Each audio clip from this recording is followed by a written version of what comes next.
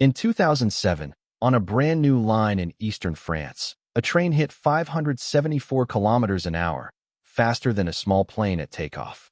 In a sealed tube in China, another has now passed 650. So here's the question this video answers.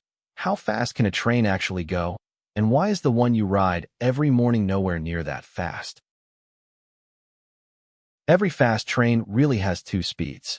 A record speed, set once, on a stripped-down machine, on a sealed-off track, with engineers holding their breath. And a service speed, the pace it can safely keep every single day, with you on board. The gap between those two numbers is the whole story of high-speed rail. Line the contenders up, and a hierarchy appears. At the very top, experimental machines, in vacuum tubes, and on magnetic cushions. Below them, the fastest steel-wheeled trains ever run. And down here, the trains actually carrying passengers today. Watch what happens to the numbers as we move from the laboratory to the platform. Notice how the service speeds bunch together, right around 300 to 350.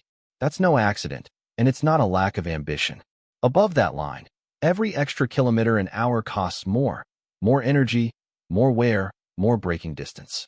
To truly break through it, you have to stop touching the rails altogether.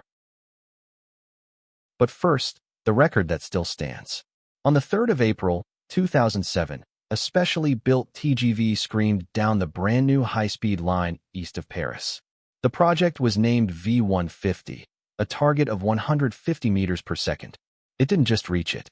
It blew past, to 574.8 kilometers an hour, still the fastest a wheeled train has ever gone. This was no ordinary train.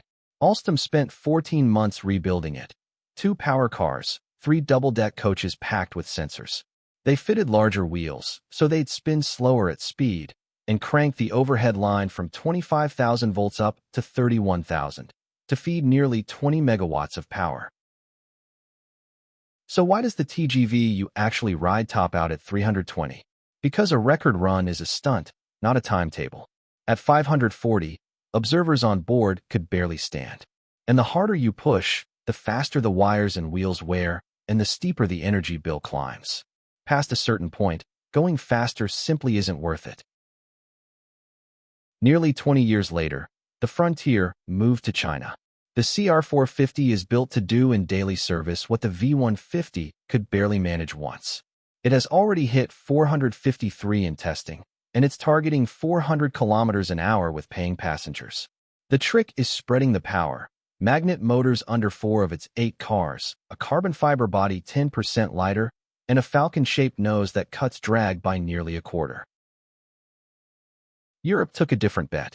France's new TGV-M, entering service this very year, stays at 320, but its articulated double-deck design cuts maintenance by a third, uses up to 30% less electricity, and seats 740.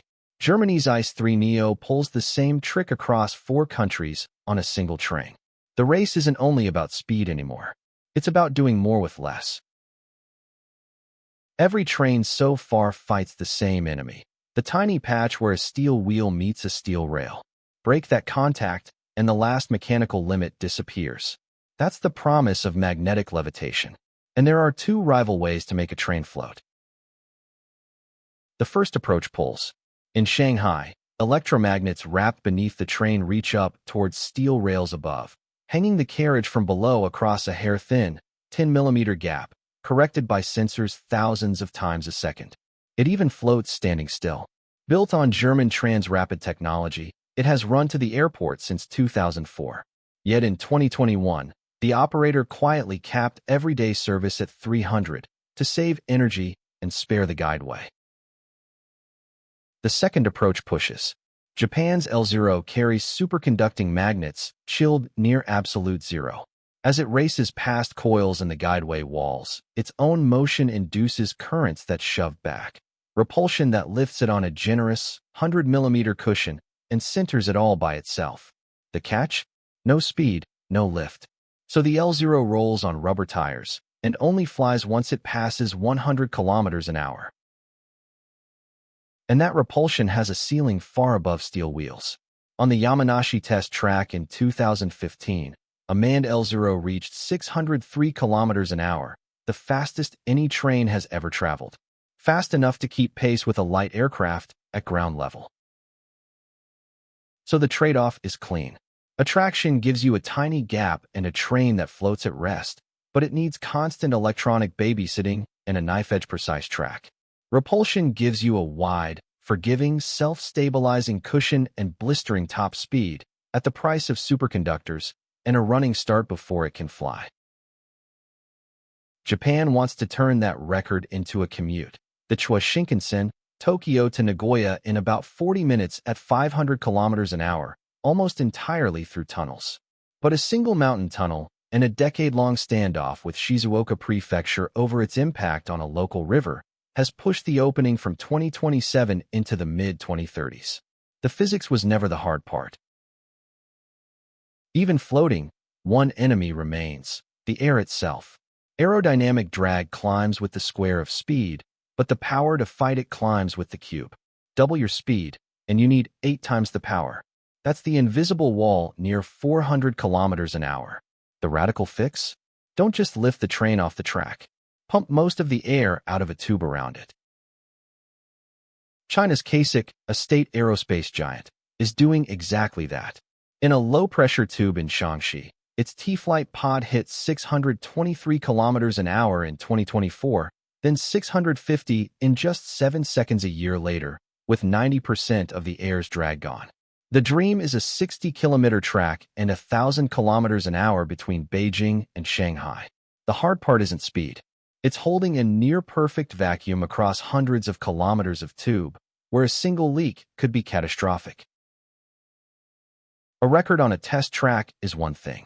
Running 300+ every single day through a Hokkaido blizzard or a Saudi sandstorm is another thing entirely. Japan's E5 holds 320 through winter, with heated bogies and undercarriage snowplows. Saudi Arabia's Haramain Talgos hold 350-degree heat, with blowers clearing sand off the rails. Same speed, opposite enemies. In America, the new Acela debuted in 2025, designed for 300. But on the century-old Northeast Corridor, sharing tracks with commuter trains, crossing legacy bridges and tight curves, it's capped at 257. Its active tilt suspension is what lets it take those old curves up to 30% faster. On historic lines, the win comes from suspension, not horsepower. Indonesia took another path. It leapfrogged. The Whoosh Line, Southeast Asia's first, runs Chinese-built trains at 350 across 142 kilometers of volcanic West Java, on 56 viaducts, and through 13 tunnels. A journey that once took over 3 hours by road now takes about 40 minutes. But raw speed is only half the picture. Scale is the other half. As of 2026, China's high-speed network has passed 50,000 kilometers. That's more than every other country on Earth, combined.